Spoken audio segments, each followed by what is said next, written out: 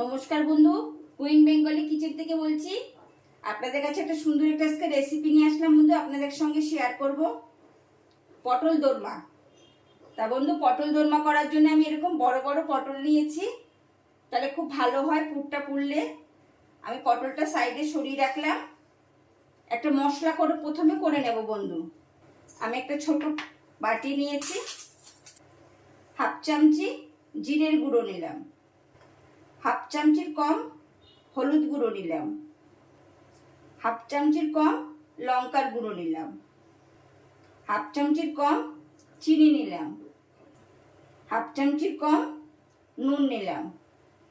এবার বন্ধু এটা জল দিয়ে গুলে নিচ্ছি। গ্যাসে একটা কড়াই বসিয়ে দিলাম, আস্তে করে দিলাম গ্যাস। 2 চামচি ঘি দিয়ে দিলাম, হাফ চামচি আদা কুচি দিয়ে দিলাম।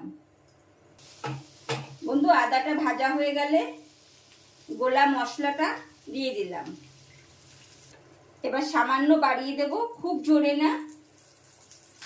মশলা বেশ ভাজা ভাজা হয়ে এসছে, গ্যাস আস্তে করে দিলাম। দিয়ে 150 গ্রাম ছানা দিয়ে দিলাম। ছানাটা দেওয়ার পরে মশলার সঙ্গে ভালো করে কষিয়ে নিতে হবে। এবার বন্ধু ছানার মশলা ভালো করে মাখা হয়ে গেছে। বন্ধু আমার বড় ভিডিওতে দেখে নেবেন, আমি সাম্বার মশলা বানিয়েছিলাম। 2 চামচি সাম্বার মশলা দিয়ে দেব, স্বাদটা খুব ভালো হয়। কম গ্যাসে এটা আমি নাড়া দিতে থাকবো। বন্ধু এরকম একটা দলা পাকিয়ে আসবে, তখন গ্যাস অফ করে দেবেন। বন্ধু আমি এবার পটলগুলো কেটে নেব। এই পাশে আর এই পাশে দুপাশের মুখটা ভালো করে ছাড়িয়ে হালকা পিল চালাবো। হালকা হালকা করে পিল চালাবো, খুব ডিপ করে আমি কাটবো না।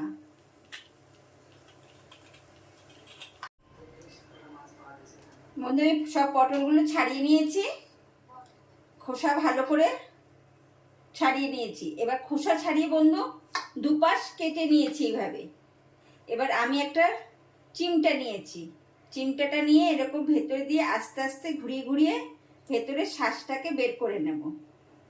এই শ্বাসটা বন্ধু ফেলা যাবে না, কালকে পেঁয়াজ দিয়ে রান্না করব।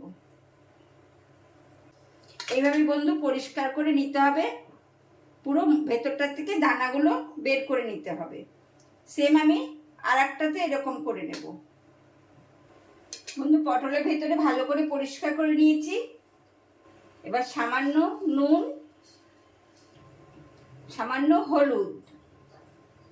একটা কড়াই বসিয়েছি বন্ধু, কড়াইতে সর্ষের তেল দিয়েছি। আমি ঘিতে পটলের পুর করে নিয়েছিলাম। এবার ভালো করে পটলে নুন হলুদটা মাখিয়ে ভেজে নিতে হবে। প্রথমে গ্যাসটা বাড়িয়ে দিতে হবে, তেল বেশ গরম হয়ে যাবে। বন্ধু তেল গরম হয়ে গেছে, একদম আস্তে করে দেব। আস্তে করে সব পটলগুলো প্রথমে ভেজে নেব।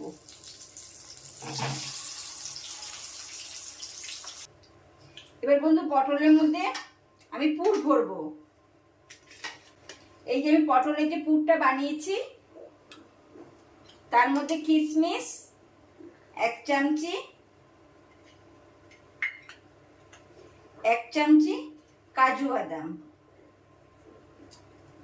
দিয়ে ভালো করে মেখে নেব। এবার বন্ধু মেখে নেওয়ার পরে 4টে ডো বানাবো। এবার বন্ধু এক একটা ডো এই ভাজা পটলের মধ্যে আস্তে আস্তে দিয়ে দেব। এই চিমটাটা দিয়ে দিয়ে ভেতরে পুরো দিয়ে দেব।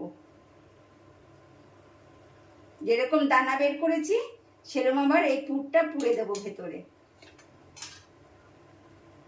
হ্যাঁ বন্ধু সব পটলে পুর ভরে নিয়েছি বন্ধু। এবার আমি দোরমাটা করছি। ওই পটল ভাজার কড়াই আমি গ্যাসে দিলাম, হাফ চামচি ছোট হাফ চামচি কালো জিরে দিলাম। কালো জিরে গন্ধ বেরোলে 1 চামচি আদা কুচানো দিচ্ছি। এবার বন্ধু গ্যাস আস্তে করে দেব। আদার কালো জিরে ভাজা হয়ে গেছে, একটা টমেটো পেস্ট দিয়ে দেব, ছোট একটা টমেটো পেস্ট। এতে 1 চামচি লঙ্কার গুঁড়ো দেব। বন্ধু আগে পুরে নুন দিয়েছি, পটল ভাজাতেও নুন দিয়েছি, স্বাদ অনুযায়ী নুন দেব। 1/2 চামচিরও কম হলুদ দেব, 1/2 চামচিরও কম জিরের গুঁড়ো দেব। এবার বন্ধু গ্যাস বাড়িয়ে দিচ্ছি, মশলা ভালো করে কষিয়ে নিচ্ছি।